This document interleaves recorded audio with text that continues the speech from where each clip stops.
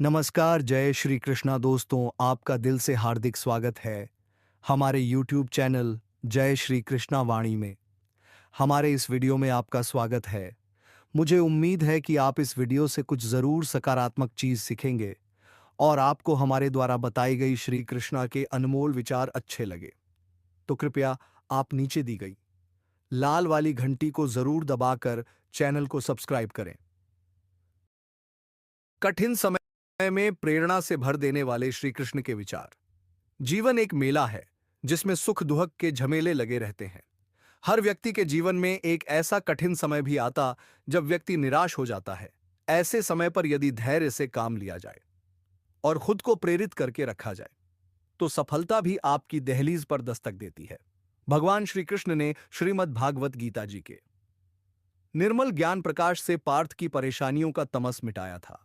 ये वीडियो के माध्यम से आप कठिन समय में प्रेरणा से भर देने वाले श्री कृष्ण के विचारों को पढ़ पाएंगे।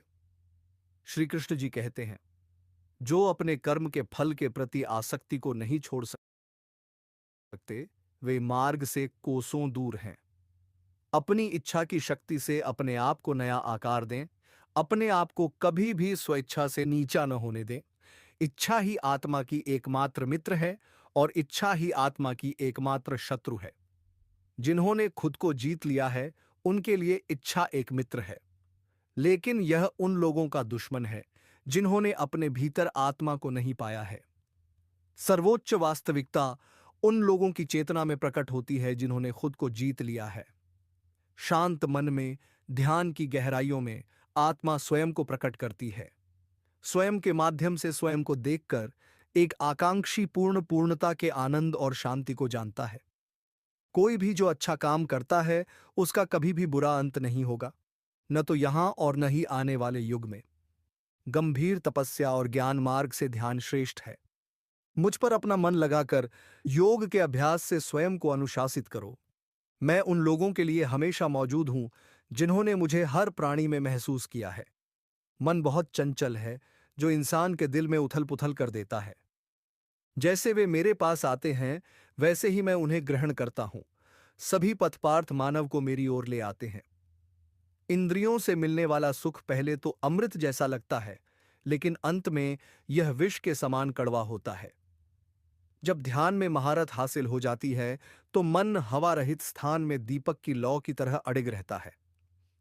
हे अर्जुन, तीनों लोकों में मेरे पाने के लिए कुछ भी नहीं है और न ही कुछ ऐसा है जो मेरे पास नहीं है।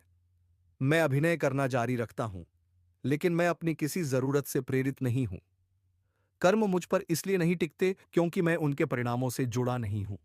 जो लोग इसे समझते हैं और इसका अभ्यास करते हैं वे स्वतंत्रता में रहते हैं।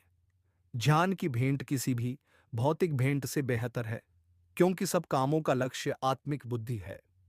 जैसे आग की गर्मी लकड़ी को राख कर देती है, वैसे ही ज्ञान की आग सभी कर्मों को भस्म कर देती है। अपना काम हमेशा दूसरों के कल्याण को ध्यान में रखकर करें। हर व्यक्ति का विश्वास उसकी प्रकृति के अनुसार होता है। मैं उन्हें ज्ञान देता हूं जो सदा मुझसे जुड़े रहते हैं और जो मुझसे प्रेम करते हैं। मेरी कृपा से कोई सभी कर्तव्यों का निर्वाह करते हुए भी बस मेरी शरण में आकर अनंत अविनाशी निवास को प्राप्त करता है। बुद्धिमान व्यक्ति कामुक सुख में आनंद नहीं लेता।